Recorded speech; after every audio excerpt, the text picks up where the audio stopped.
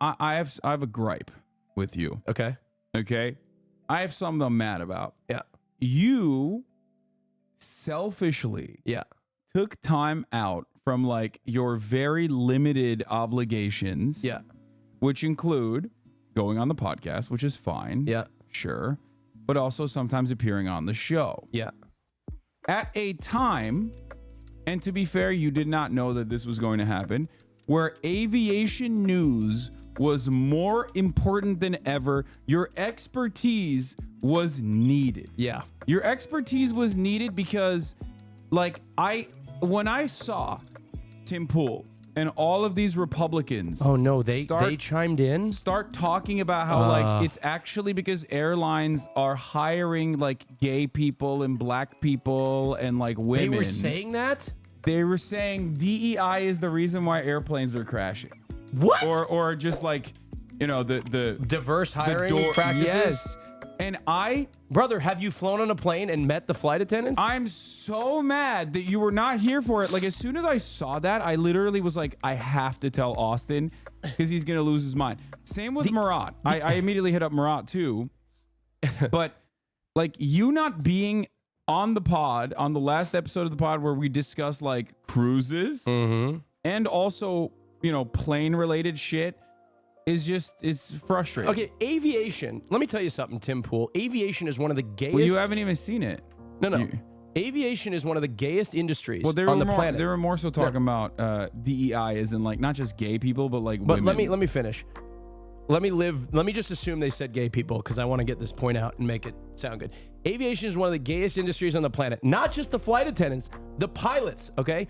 Let me tell you something, all right? One of my first bouts with homosexuality, all right? One of my first times experimenting with homosexuality was when I was a teenager. I had this flight simulator group, right? And we would play flight simulator, right, together. And we were all in the closet. We would talk about girls, and then after we landed, we'd all go jerk off together. Like that was what we did. Turns out, all the people I used to play online with, they're all gay. Some are married to men. Like it was a crazy time. This is new revelations about your life that even I didn't know. Well, no, I actually did. I had a little period of like, I had a fling with a guy that I used to play flight simulator with. And then someone said I've personally fucked a lot of straight, in air quotes, pilots. I had a fling with a guy I used to play flight simulator with, but then I felt so guilty. I like shoved myself back in the closet for probably 5 to 7 years after that. Damn, this guy fucked you up, huh? Yeah, no. I remember, and I actually kind of remember being disgusted by his penis. And I think that was like, it was a little too much for me. I was like, wow, that's, I don't know. Yeah. Let me tell you something, okay? I'm just kidding. I wasn't disgusted. This is like, there's a lot going on in the world of gayviation. Yeah, gayviation. And what's going on? I can't believe that you would selfishly, like the selfish top that you are, chose to take time off in the midst of like one of the most heated, out of my home airport. Yeah, one of the most. Yeah, that's the other part. Like you have direct involvement. It was in my home airport, the airport that I fly out of. Of course, and let me pull this up real quick. We're of course talking about the Boeing 737 Max. Boeing 737 Max fiasco that took place. Okay.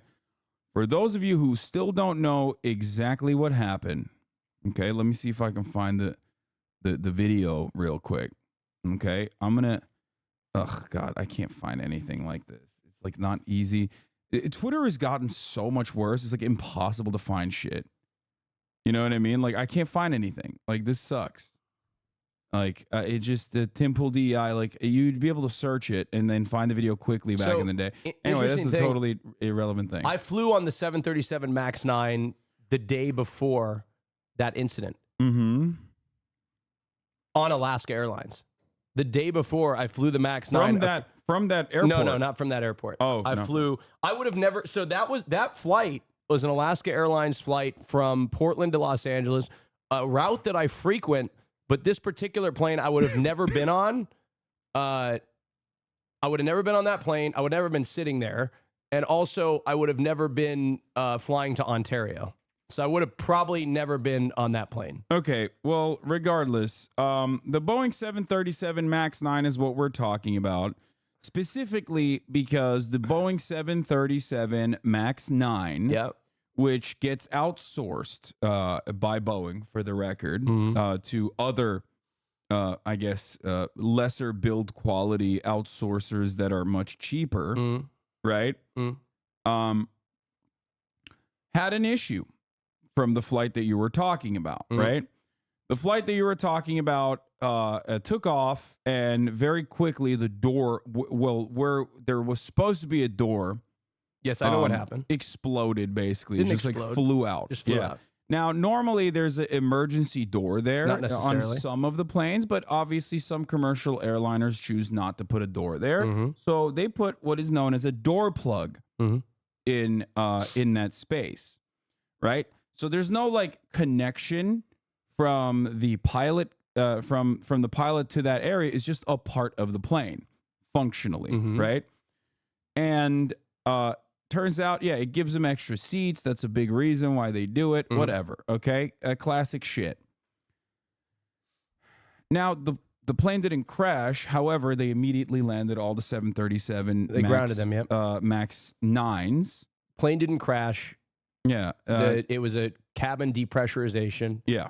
The pilots immediately acted swiftly and landed the plane safely.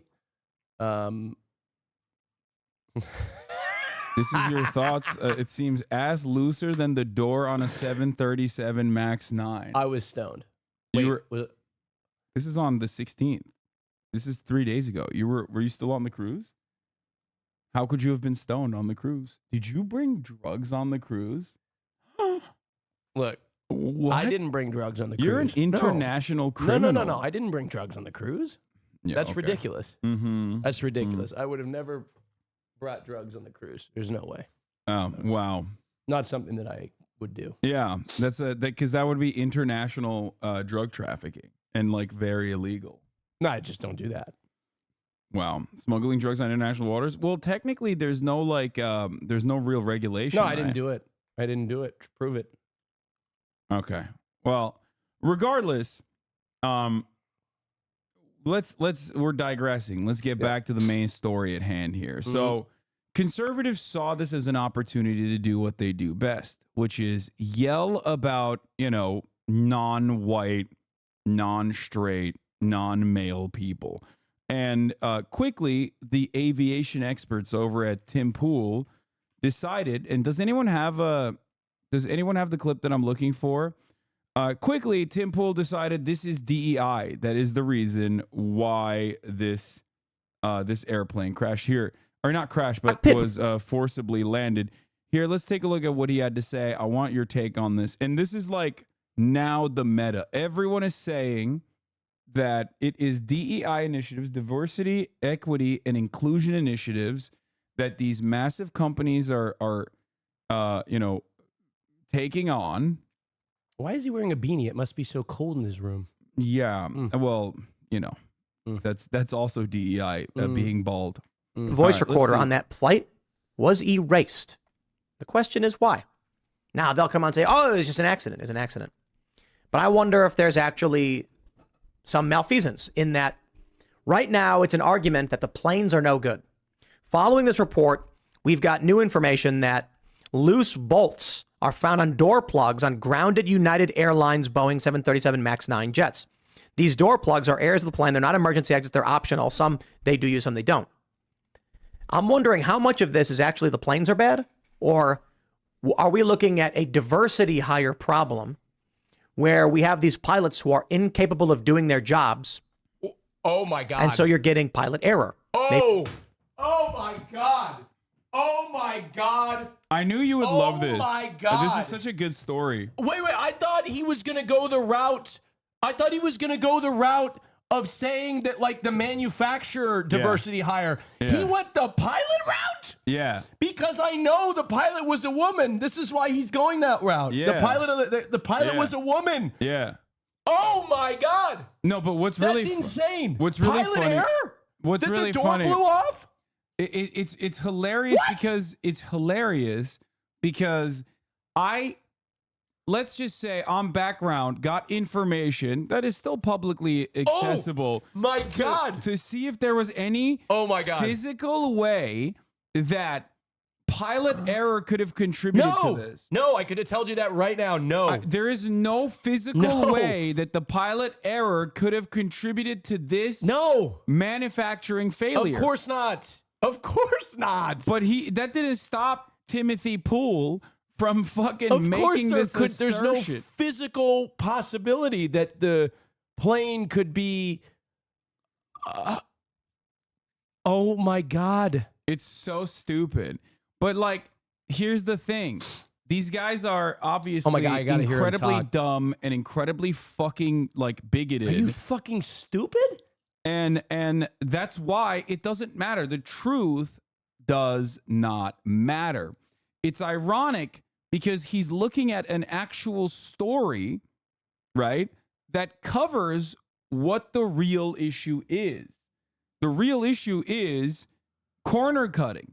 The real issue is a lack of quality assurance that Boeing utilizes in its other subsidiaries and third-party contractors that they work with. You could find this out if you investigated it even a little bit, if you were like a little curious.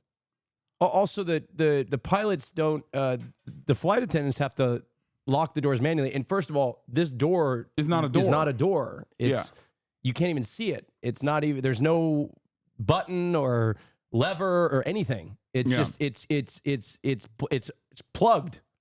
Right? Yeah. Let's see what he says. Maybe the cabin was pressurized incorrectly, causing the door to blow out. They're then yelling in the cockpit. He's saying the cabin was pressurized incorrectly, Austin. The pilot did not pressurize the cabin correctly. You don't manually pressurize the cabin. No, you don't understand. You don't manually pressurize the cabin. He has to bring it back to the woman, dog. You don't get it. Like, it's the woman pilot. What does that even mean? I think even his co-hosts are like, bro, you're stretching a little bit. Like, his co-hosts are like, dog, I'm racist as shit, but like, even I feel like you're a little off base on that. Yeah. Yeah. What did you do? What did you press? Oh no, I pressed the wrong button. And then they realize they pressed the ejecto button. they pressed the fake door that's supposed to be a fucking panel button. But it's not a button. What the fuck is this guy talking about? There is no ejection. There's no ejection button at all. You will get in trouble and be sued if people find out what we admitted to here. So they erase the black box voice recorder. Or the black box voice recorder only has a 2-hour limitation, and they accidentally kept recording over it. And that's why it doesn't have exactly the same, like the point of impact, I guess, or the point where like the door blew off. Oh my God. Okay, here, let's keep watching him. There's also air control audio apparently. Yeah, well, let's go down. Last aircraft, say again. Center, Alaska, Trouble 2, we're declaring emergency. We're descending down to 10,000. Yeah, so here, pause. The standard operating procedure is to immediately descend to 10,000 feet where you have breathable air. Until that point, the pilots will have their oxygen mask. So the reason you hear her voice constricted is she's got, I don't know if you guys ever watched my flight streams, but we actually put on the oxygen mask. So her voice sounds like, because she's got an oxygen mask on. Yeah. And she's following the proper procedure. To go down to 10,000 feet, right now they're at 14,500, whatever. The procedure is to immediately descend rapidly to 10,000 feet upon a depressurization. Yeah. So, and she's wearing an oxygen mask. I speculate that once they hit 10,000 feet, her oxygen mask came off and she was probably more audible after they got to 10,000 feet. This is awesome. There's a guy who's still pushing this. The fact that they are, with extremely high probability, toying with people's lives and now trying to hide the truth of what happened is something that needs to be 100% investigated and the public being informed. So what I love about this guy's speculation is that he thinks like the National Transportation Board does not exist, right? Yeah. Like in his mind, he thinks like plane crashes are rare or these kinds of accidents are phenomenally rare just by sheer luck. Like there isn't an entire group of individuals, insurers, on the corporation side, on the Boeing side, people looking into it, investigating it, on the third-party contractors that they work with, investigating it, on the airliner side, Like the Alaska Air is not investigating this matter separately. The FAA is not investigating it separately. The NTSB is not investigating this separately. Like, there are probably, right off the top of my dome, I gave you what, like 6, 7 different agencies, both regulators and also internally conducting investigations into the matter. This guy thinks none of that exists and can't even apply critical thinking, which would allow you to actually go to that clip. Even without Go to that recognizing it. Here's an example of this happening. You're not. I turned the oxygen on. All right, so just. So this is what happens when a Flight cabin attendants, depressurizes.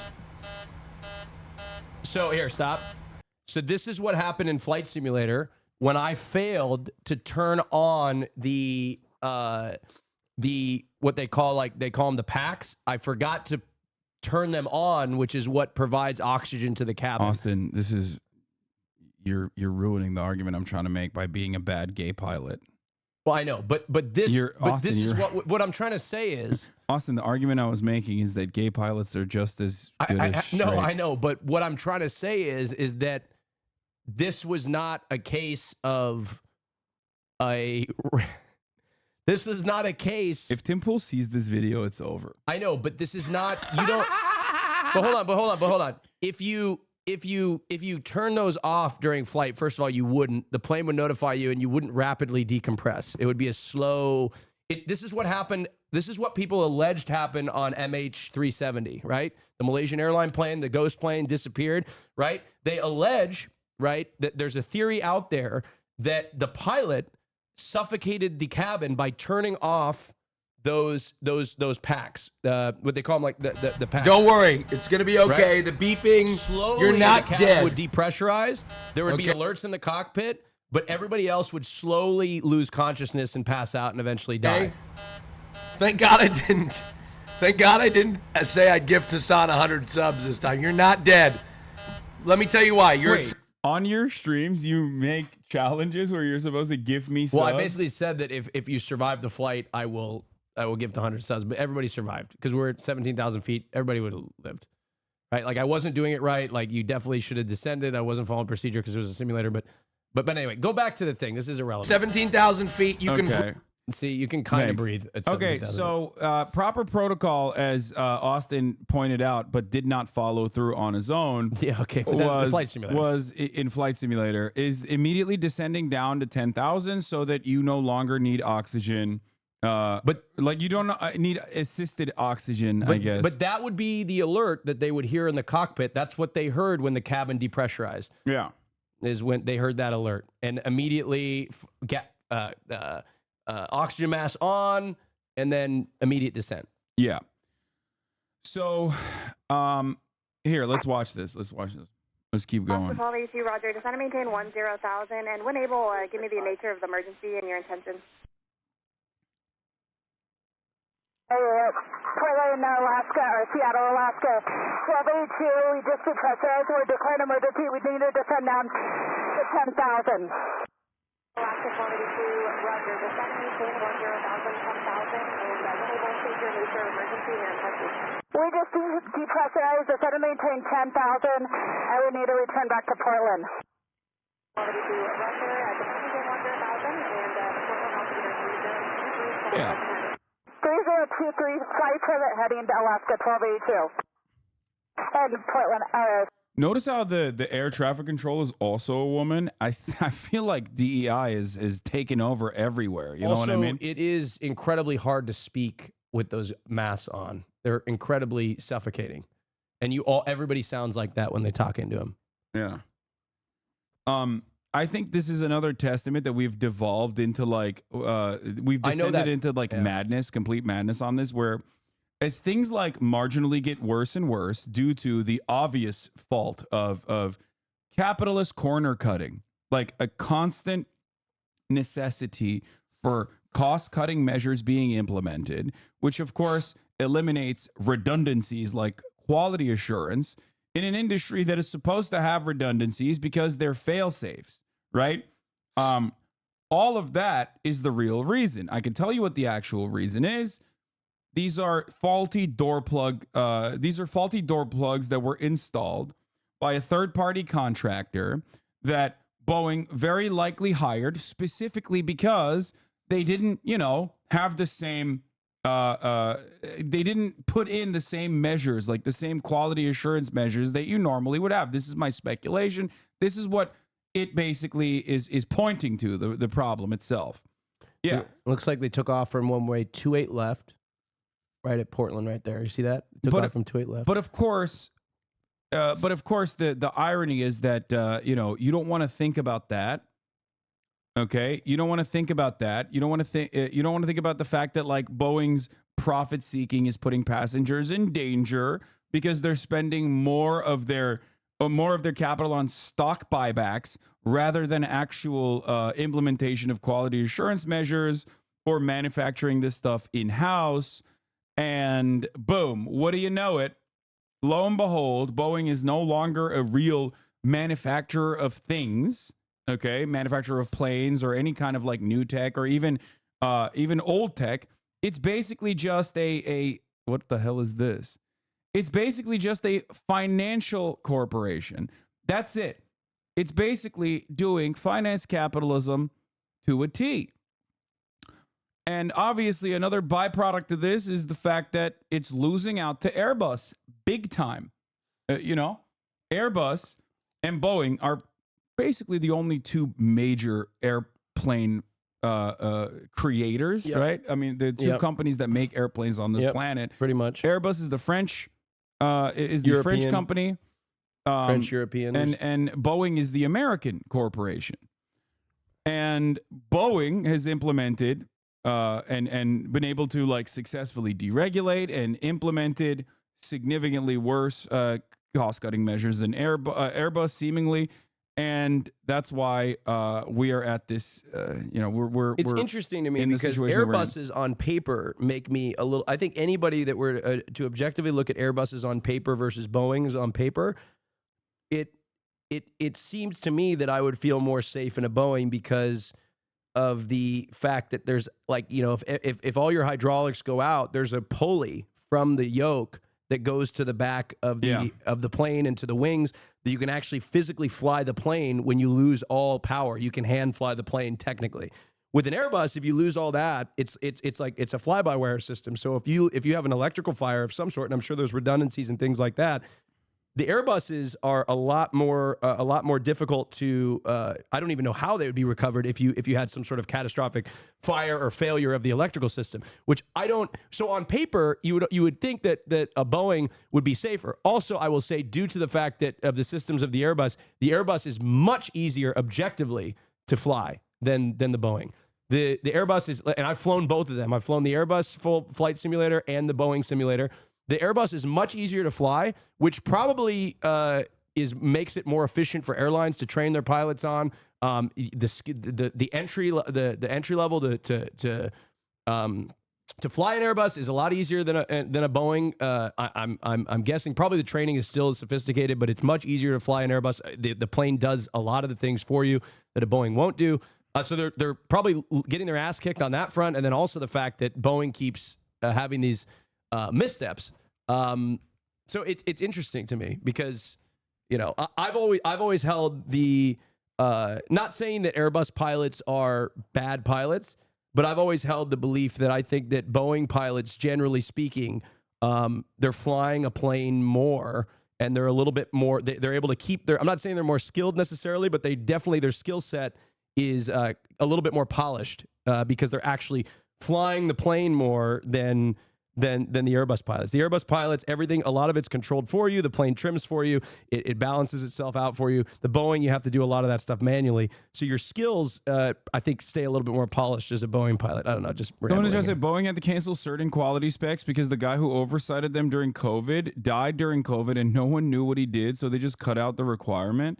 I don't know. I mean, I'd have to look into that a little bit further. I believe it, but that seems a little too insane.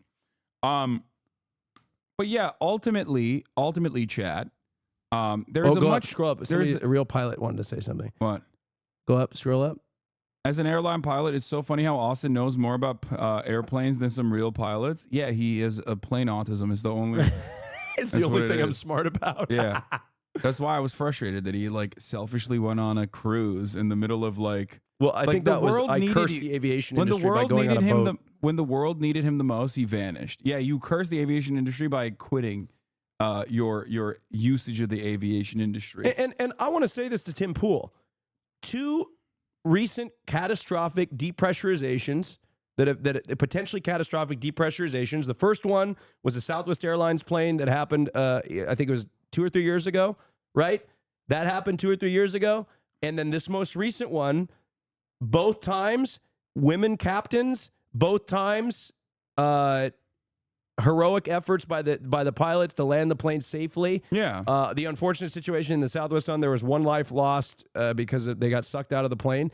But like both times, women pilots, and both times successful, and they did everything they were supposed to do, and everything like women they could. pilots are 2 for 2. No. What I'm trying to Just say saying. is what I'm trying to say is 2 for 2 on it wasn't- depressurization. No, you guys are taking it the wrong way. I'm not saying Maybe women are at fault here. No, women aren't the problem. I'm just saying 2 times at which it has happened, women were in control and they handled the situation perfectly. Yeah. You have the same curse. To be fair, some big happens whenever you go off stream. That's true. All right, so let's finish this. So then it's oops, we have no idea. It must just be the planes are no good. Keep I going. like that he's like trying to defend Boeing here. Now, remember when I was like kind of making fun of that gray name chatter who was like, "Oh, well, an investigation must be conducted," right? The reason why I made fun of that chatter is because a critical thinker in this circumstance would do one of 2 things. Maybe you're unfamiliar with the NTSB, the FAA, and numerous other like regulatory agencies that ensure that like fatalities in commercial air travel are kept to a minimum. Maybe you're unfamiliar with that, but you can just think about it a little bit critically and realize, perhaps in your mind's eye, that there are numerous corporations involved in this process, and there's going to be a lot of people who are personally invested inside of those corporations, inside of those companies, that are going to want to ensure that they keep their blame to a minimum. Self-interest. Boeing is self-interested in this and wants to ensure that they are not at fault. So there's going to be a personal investigation internally into who is responsible for this. United is going to investigate. Alaska Air is going to do an investigation. Every part of this process is going to have an investigation. Everyone that's like tangentially related is going to look at this to see where they can shift the blame. This is what a critical thinker would do, even if you're completely oblivious to the regulatory mechanisms at play here, okay? And that's what conservatives fail to do every step of the way. They want neat, comfortable narratives that they can land on. And there is no more comfortable a narrative that you can land on than the oldest narrative. It must be someone who is a non-white male. That's got to be the reason. Now, Tim Pool looks at a story that directly counters that, okay, with facts, and says, no, I don't believe it. But then he does something that I find very funny, which is at least a little bit more convenient of an argument because it directly physically involves the person that is on the manufacturing side, and goes, maybe it's because Boeing is doing DEI hires in their that's facilities. what I thought he was going to do originally. Which is like still a stupid fucking argument, but at least it's a little bit smarter than like makes a little bit more sense. immediately blaming the pilot in a situation that is completely outside of the control of the pilot. Ashley St. Clair was tweeting about a flight that landed from Newark, New Jersey, and it bounced on the runway, hard landing, nearly totaling the plane. I think the plane is disabled. The fuselage looks like it was bent and cracked up. It's not true. And according to Ashley St. Clair, or I should say, she asked Not true. whether or not this was a diversity hire who was fired and then rehired. I love that he's like making up a fantasy here where he's like, I saw a plane land really hard and I assumed in my mind that it was maybe like a DEI hire that was fired, that was hired again, and like that's the person who's responsible. I'm imagining a situation where like what if the plane actually, landed really hard? What if that plane had a woman pilot or a black pilot or something? And what if that black pilot previously was fired because they were bad, obviously, and then they were rehired because of diversity? But you know what makes it even more funny about this that Tim is failing to understand? I've been told by numerous pilots that within reason, a hard landing is actually good for the plane.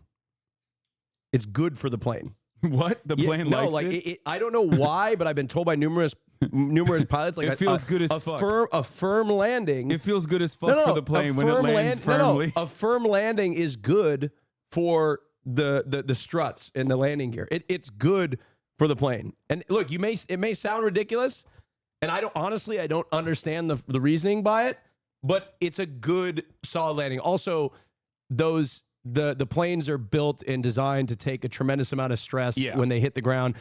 Planes bounce all the time. I've been on a plane that bounces when it lands. It's perfectly normal. It's perfectly okay. Nobody's getting fired. It's fine. So, yeah. Yeah, but what if in the hypothetical situation that I made up that perfectly corresponds to my personal biases about like non-white, non-male people, they were at fault for a thing that didn't even happen? This is no different than being like, I mean, he just imagined something. Like, it's the perfect conservative narrative, chat. This is why I wanted to show this video. I've showed it already, but I wanted to look at this video one more time. Because there's like very obvious facts that are very quickly assessed in this situation, right? And the investigation will continue. But I'm sorry, there is nothing funnier to me about the conservative mind than looking at an article, refusing to read any of it, immediately cooking up a narrative that you built in your mind, and then creating a hypothetical scenario where you got scared, okay, and then being afraid of the hypothetical situation that you made up in your mind. Also, fuselage crack that doesn't even like from landing, from he bouncing. Said it was bent. The plane was bent because it landed too hard, and they fired them. What the fuck is going on? He's right. I did stress analysis on airplane struts and landing gear, but it's basically an IRL testing of the shear force on many of the rods that hold it together in different directions.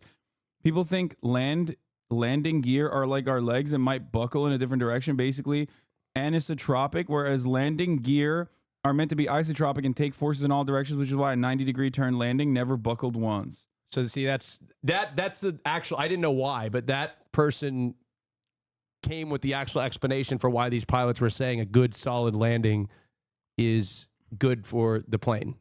Within reason, of course. I'm sure at a certain point you would fucking be crashing, but a good hard landing is good. And like you guys ever heard of Ryanair? Right? Yeah, that's a European. Isn't Ryanair the European but you know how budget? They're notorious for hard landings, right? Like always, like hard landings. Well, I was when we did the flight simulator thing in London or England, the pilot that was training us or that helping us, he was a pilot. He was a former captain for Ryanair, and he told me the reason why Ryanair landings are so firm is because the standard operating procedure for Ryanair tells the pilots they have to land within the early part of the threshold of the runway. So the pilots have to put the plane down quickly because in Europe and a lot of the destinations that Ryanair flies to, the runways aren't 10,000 feet long like the United States. They're a lot shorter. So it's safer to put the plane down firmly with these hard landings earlier on in the threshold and land in a firm way because it's completely safe and good for the plane. It's good for the plane. I love the way you say that. Then try to, like in the U.S., they'll like try to kiss the runway because they're so long. A good solid landing hits the plane's G spot. It feels good. It probably feels good as fuck for the plane. Yeah. Landing hard, dude. The plane loves it. Goes, oh, yeah, nice. Yeah. Land firmly in the plane. Oh, I love talking about planes. It's the only time I can look semi-intelligent. I love it so much. Even though they shouldn't have been. Going. We got a pilot shortage. Flight cancellations like crazy. Are these airlines hiring in large numbers, and are they hiring for diversity? Because we know Boeing's all about it. Take a look at this. Global Equity, Diversity, and Inclusion Report. I'm wondering if what's really happening is the infrastructure failures we're seeing are due to the fact that all of these companies for the past decade plus have been prioritizing hiring based on ideology instead of meritocracy. This is also so funny. Like the notion that they're just like automatically hiring people that would be otherwise disqualified. DEI initiatives are not created specifically so you hire like black people or brown people instead of white people. First of all, really funny, especially on the engineering side. I mean, I at least know from like the engineers that I've met. This is anecdotal, but like, you know, white people are. Yeah, exactly. This is one of the few places where white people are the fucking minority. Okay, Exactly. and that's not because of DEI, homie. That's not. Okay. You go to a trading floor, a lot of white guys. You go to a financial institution, a lot of white dudes. You go to the executive level, a lot of white guys. You look at the fucking actual engineering floor, not a lot of white guys there. Okay. Nope. And that's not because of the fucking DEI measures. Let me tell you. Now, they need the DEI white guys for engineers. Yeah, literally. They did a diversity measure so they could have more white engineers. And maybe that's the problem. Maybe that's why the door failed. Yeah. So the funny part about this is that like DEI measures across the board are not like racial quotas. That is illegal. Smells like white man door installation. Yeah. That's number one. Number two, DEI simply opens up the pool of candidates that you are looking at that you normally, I guess, somehow avoid looking at because maybe you're a little bit more interested in having a predominantly white workforce. That's it. This does not mean that the qualifications of a black or brown engineer, which is hilarious to think about, that like, you know, especially like brown people, brown engineers being worse somehow and not like, you know, being overrepresented in the engineering field. It's not about that at all, and it has everything to do with opening up the hiring pool to a broader subsect of society. That's it. DEI is the new affirmative action neoliberal band-aid solution that hogs pretend is anti-white racism, but it's like the thing about DEI is that, or all of these things are that they simply are there for marketing purposes. That's it. It's for liberals to feel good about what they did. It doesn't mean that you're actually fucking hiring people that are less qualified for a position and like overlooking white people. I just can't. It just automatically comes with the assumption that like white people are just going to be better at everything because it's a white supremacist value. It was just so immediately a lot of the comments on the video of the air traffic control were going after the pilot for being a woman, and you know, a lot of sexist related remarks. You know, these people that could never even, you know, begin to understand anything about a plane. Yeah. I can't believe he went after the pilots. Yeah, it's also additionally funny considering that, like, I would say that aviation has probably year over year gotten significantly safer in comparison to, like, the fucking 60s. Yes. When everyone was, like, by definition, a white guy doing every aspect of the craft. Yes. So, if anything, if I were to be a dumb guy who thinks correlation equals causation, I would look at that and go, more black and brown people on every aspect of the engineering, on the building side and also on the piloting side, and it's become safer. In 2023, I don't think there was a commercial jet crash, a fatal commercial. Wait, the Air China one, was that, or China Airlines, was that 2022? But I don't think there was a fatal one in 2023. Somebody sent that to me on Instagram. Yeah, I don't know, but it's really of a commercial funny. airline. What my ex's dad is a civil engineer, and he once told me I had to choose a less qualified black guy over a more qualified white guy zero because of these fatalities. policies. Yeah, brother, that's the racist assumption that the black guy is automatically less qualified. Here's why it's impossible to. Here is why it is literally impossible to argue on this point with people who maintain this position, because in their minds, they think the white guy is always more qualified. Okay? So yeah, in his mind, the white guy is way more qualified than the black guy. So, oh man, DEI is forcing me to hire this black guy. That's it. That's the whole point. White guy had an internship at the country club, but the black guy didn't. Yeah, shit like that as well. Anyway, big companies don't just do DEI for their reputation. Research shows that companies with more diverse workforces are more successful because they bring in more varied perspectives and prevent groupthink. That is also true. I am no big city capitalist lawyer myself, but I know that companies with more diverse boards, right? More diverse boards of executives unironically yield better profits year over year. And once that information is out, these guys don't care. Nobody at the tippy top gives a shit. They just want their bottom line to be better. So they see that and go, okay, great. Boom. Come on, hire a couple, hire a couple people to spice it up a little bit. And that's it. It's sad, though, what happened. What? I really want Boeing to be good as an American. Yeah. I want the company to be good and safe because I've flown on the MAX several times and I love that plane as a passenger. It's a beautiful plane. The passenger experience is great. It's sad that that shit keeps happening. You got to go back to the 70s when it was all white guys drunk as fuck flying the planes because it was significantly safer. Exactly. That's what I'm talking about, dude. That's what I'm talking about. Make airplanes great again, baby. Just, people falling asleep on the wheel, basically, because they're fucking hammered. You know what the biggest tragedy in this Boeing cutting corners? I don't even want to get into it. Look, I already covered it extensively. I think it's silly, and there's more to talk about. Terror in the skies after diversity hire takes over. So now this is Lauren Witzke.